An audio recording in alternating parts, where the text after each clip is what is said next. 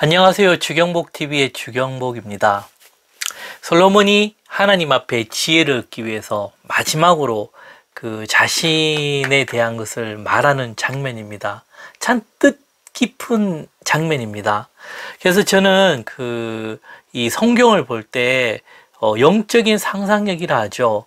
이 하나님과 솔로몬이 어떻게 대화를 했을까? 그것을 참 드라마를 보듯이 그 현장감을 어떻게든 느껴보려고 많이 이제 노력을 해 봅니다. 그만큼 그 원소스를 그대로 이렇게 느껴보려고 참 많이 노력을 해 봅니다. 그러면 어느 순간에 그것이 이제 좀 살아있듯이 다가올 때, 그 느낌 참 좋아요. 그러면 성경이 또 다르게 보이고 조금 더 현장감 있고 사실적으로 보인다는 겁니다. 오늘은 이제 솔로몬이 하나님에게 소원을 말하라 했을 때요, 우리는 동화와 같이, 그죠? 뭐, 하나님 지혜를 주시옵소서 하면 산신령이 짜잔 나타나서 지혜 받으라, 뭐 아니면 알라딘 램프 턱 해가 나타나서 지혜 뚝딱, 도깨비 방망이처럼 뚝딱 지혜 해서 갑자기, 그죠? 뭐 아이언맨이 슈터가 탁 나타나서 입었던 것처럼, 뭐 슈퍼맨처럼 힘이 팍 나타나는 거 그렇게 지혜를 생각하면 안 됩니다. 네. 아주 중요한 부분입니다. 제가 뭐 웃으면서 얘기했지만요. 그 뿌리가 어디에서 나왔는가, 이것을 우리가 알아야 된다는 겁니다. 그래서 제가 참 계속 강조하고 있습니다. 그 뿌리가요, 다른 게 아니라 하나님을 경외하는 마음. 이 성경에서 계속 이어오는 겁니다. 율법, 이 하나님의 계명, 그런 기본적인 본질을 이야기하고 있다라는 겁니다. 지금 그 본질 속에서 하나님께서 지혜를 주셨다는 겁니다. 지혜를 주셨을 때 뭐 솔로몬에게 능력이 뛰어나고 뭐 이런데, 제가 볼 때는요, 하나님이면 뭐 예를 들어 뭐 그런 일은 뭐겠지만 하나님이 저한테 터치만 탁 해주면 원하시면 제가 굉장한 사람이 안 되겠습니까? 저는 될 수 있다고 믿어요. 왜? 창조주시기 때문에. 이 때문에 솔로몬이 그 많은 뭐 지혜를 가졌다는 거 전혀 이상하지 않습니다. 이게 실질적으로 저는 지혜와 명철했을 때 누구를 더 높이 쳐주냐면, 저는 요셉을 좀 더 높이 쳐주고 싶어요. 이 요셉을 보면은요, 그 이야기 자체가 정말 실생활에서도 뛰어난 능력자였다라는 겁니다. 완전 자기가 아무것도 없는 상황에서 최고에까지 올라갔지 않습니까? 그리고 올라가서도 그 나라를 살리고 대안까지 준 그 지혜, 참 저는 그걸 또 높고 위대하게 이렇게 좀 평가하고 싶다는 겁니다. 그래서요, 7절에 보면은, 열왕기상 7절에 보면은 다윗은 이제 솔로몬이 다윗을 통해 내려온 그 정당함을 얘기하고, 8절부터 구체적으로 이야기하고 있다는 겁니다.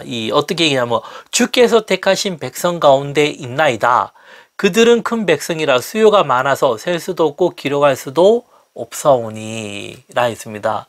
그 말은 하나님께서 다윗을 통해 저를 주셨고 그 백성들이 많다라는 겁니다. 그 백성이 누구 거라는 겁니까?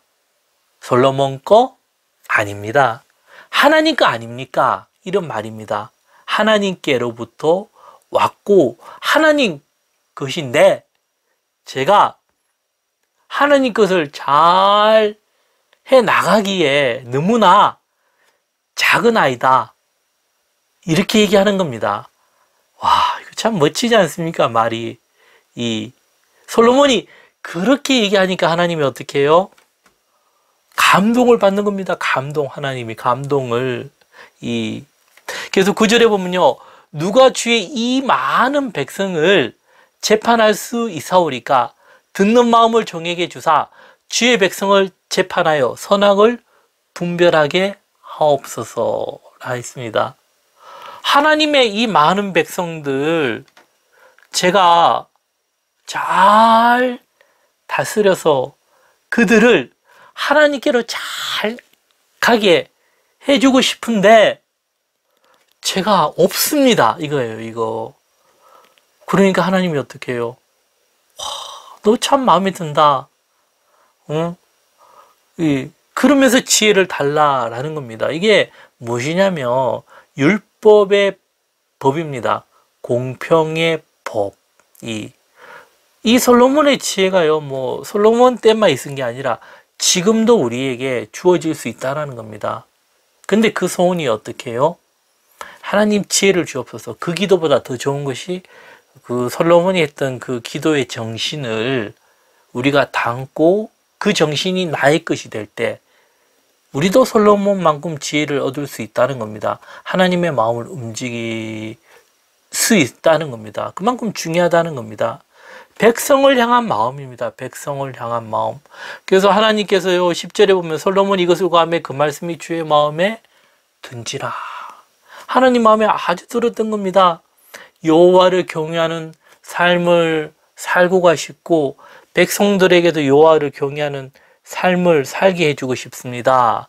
라는 겁니다. 그래서 여기서 하나 말씀을 드리면요.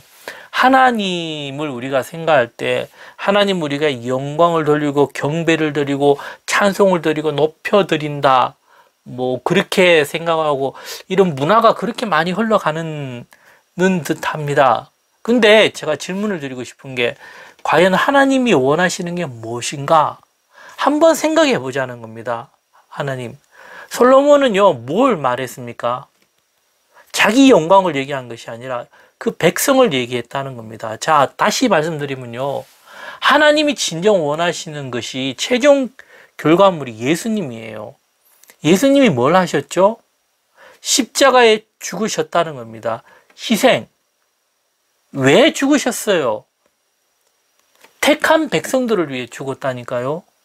그것이 하나님 앞에 최고의 영광이라는 겁니다. 그래서 모든 이름에 뛰어난 이름을 주사 모든 물음이 예수의 이름 앞에 끓게 했다 하지 않습니까? 하나님으로부터 최고의 영광이 무엇입니까? 하나님의 백성들을 위한 희생이라는 겁니다. 그래서 가장 귀한 것은 하나님의 영광은 무엇이겠습니까? 희생이라는 겁니다. 백성들을 위한 하나님의 많은 하나님의 사람들의 생명을 살리는 일이라는 겁니다. 그런데 아차하면 어떻게 해요? 이게 아니라 우리가 영광을 가게 된다는 겁니다. 그러다 보면 건물이 커질 수가 있고 화려한 사운드 조명, 뭐 감정, 음악 뭐 이런 것들이 넘쳐나 그게 필요합니다. 하지만 더 중요한 본질이 무엇이겠습니까?